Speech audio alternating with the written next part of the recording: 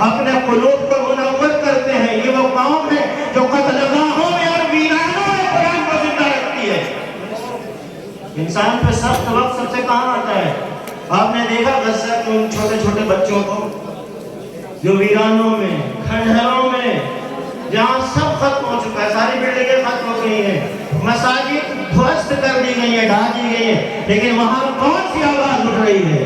یہ وہ آواز ہے قرآن کی جو کربلا سے مولا حسین نے آواز دی تھی کہ سر کاٹ سکتے ہو لیکن ہم سے قرآن کو جدا نہیں کر سکتے.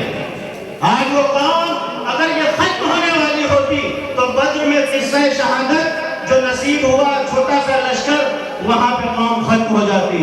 اگر یہ اہل قرآن ختم ہونے ہوتے تو احد میں ختم ہو جاتے. اگر یہ اہل قرآن ختم ہونے والے ہوتے تو جہاں ضروریت محمد مصطفیٰ کربلا میں کاٹ کے پھینک دی گئی، حسین کے لاش پہ گھوڑے دوڑا دیے گئے، جب یہ قوم وہاں نہ مری تو قیامت تک نہیں مرنی. پیغام ہے واضح طور پر قرآن کے معجزے کو دیکھنا ہے. کہاں دیکھنا ہے؟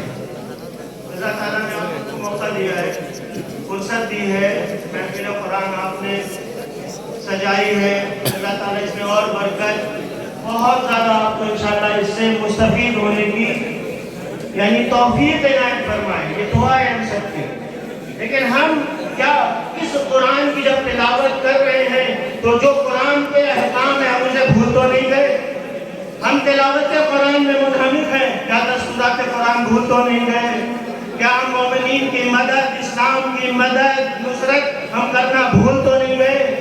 آج امت کے کچھ لوگ ایک جتھے کے کچھ لوگ اس امت کا ایک جتھا، ایک گروہ استقبال عالم کے سامنے، مستقبرین جہان کے سامنے ڈٹے ہوئے ہیں. کیا ان کے حصے کی اس مجاہدت میں ہمارا کوئی حصہ نہیں ہے؟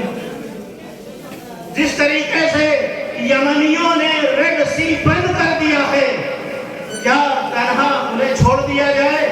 یہ تمہارے حصے کی لڑائی ہے. کیا فلسطین تنہا لبنانیوں کی، حزب اللہیوں کی لڑائی ہے؟ کیا حماس کی لڑائی ہے تنہا؟ کیا تنہا ایران کی لڑائی ہے؟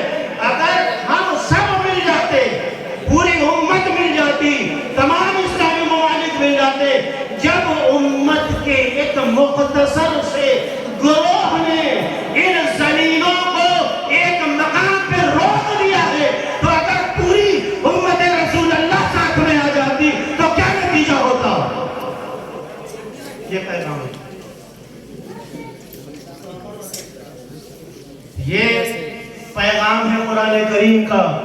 آج انسانیت کا دل رو رہا ہے. جانے گرامی انسانیت رو رہی ہے، نہیں رو رہی ہے. یعنی یہ جو قتل عام ہے یہ انسانیت کا قتل عام ہے، تنہا مسلمانوں کا قتل عام نہیں ہے. آپ دیکھ رہے ہیں امریکہ سے آواز اٹھ رہی ہے، اسپین سے آواز اٹھ رہی ہے، اٹلی کی یونیورسٹی سے آواز اٹھ رہی ہے. تو قرآن کا پیغام ہمارے لیے تنہا اور تنہا عزیزان گرامی تلاوت نہیں ہے. یہ میرا پیغام ہے آپ سب کے لیے. قرآن تنہا تلاوت کے لیے نہیں ہے. قرآن کی تلاوت کے ساتھ اس کو اپنی زندگی میں اتارنا ہے، اس کے اخلاقیات کو اتارنا ہے، اس کی تعلیمات کو اپنی زندگی میں اتارنا ہے، اس کے پیغام کو اپنی زندگی میں اتارنا ہے. یہ میسج پوری دنیا میں دینا ہے کہ مسلمان وہ ہے کہ جس کا ہمسایہ بھی اس سے اذیت میں نہ رہے. اسلام لفظ اور اس کا مادہ ہی سلم، امنیت اور شانتی سے نکلا ہے. جو قوم اور جس ملت کا نام سلم، شانتی یعنی شانتی کا اپدیش دیتا ہو، آج پوری دنیا کے سامنے فلسطین کے موضوع نے ثابت کیا ہے مسلمانوں کا دہشت گردی سے کوئی لینا دینا نہیں، آتنکواد سے ہمارا کوئی لینا دینا نہیں. اگر ہم آتنکوادی ہوتے، ہمیں برا کہا جاتا تو پھر ہم پہ کیوں حملہ ہو رہا ہے؟ ہمارے گھر کیوں نابود کیے جا رہے ہیں؟ ہمارے گھروں کے اوپر بمبارمنٹ کیوں کیا جا رہا ہے؟ آج دنیا کے سامنے دو راستے ہیں، ایک امن کا، سلامتی کا، شانتی کا، اور ایک آتنکواد کا. اور الحمدللہ اس ایک سال کے اندر پوری دنیا میں یہ ثابت ہوا ہے کہ اسلام کا آتنکواد سے کوئی لینا دینا نہیں. اس لیے کہ ہم اہل قرآن ہیں اور قرآن پہ چلنا سیکھتے ہیں اور اس پر انشاءاللہ عمل کر کے دکھائیں گے۔ وآخر دعوانا الحمدللہ رب العالمین والسلام علیکم ورحمۃ اللہ۔